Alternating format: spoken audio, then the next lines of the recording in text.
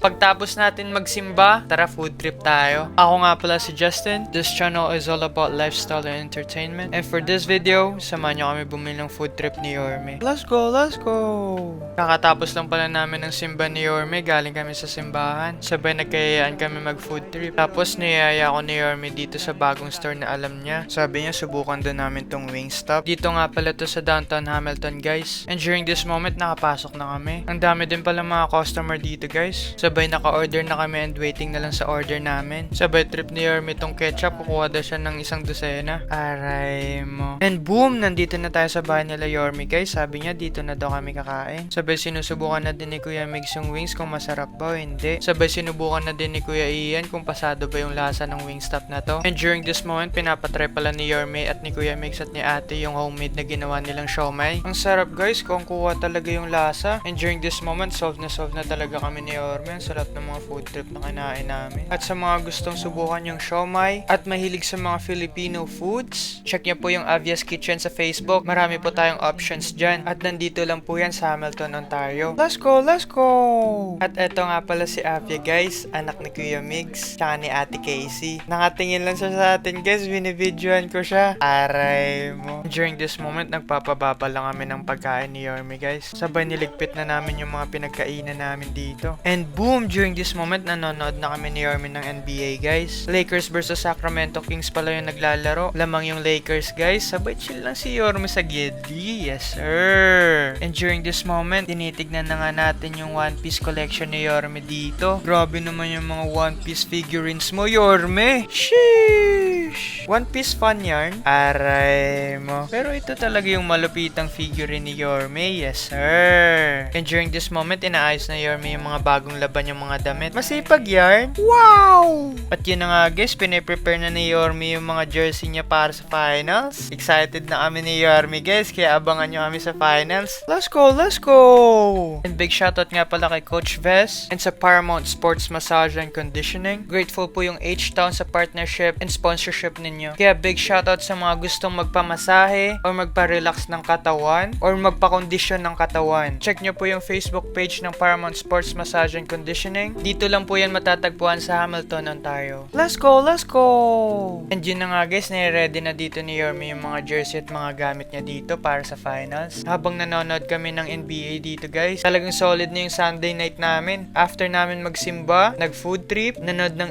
NBA, sabay relax lang. Yes, sir. And boom! Pauwi na nga tayo dito, guys. Maraming salamat po pala sa Fardo family. Thank you po sa pag-welcome sa bahay ninyo. Nakikain pa po ako dyan sa inyo sa dinner. Aray mo. Kaya don't forget to like, comment, share, and subscribe. And follow nyo na din po yung page natin for more food trip vlogs and for more lifestyle and entertainment videos. See you guys in the next video. Thank you po sa panonood. Let's go, let's go!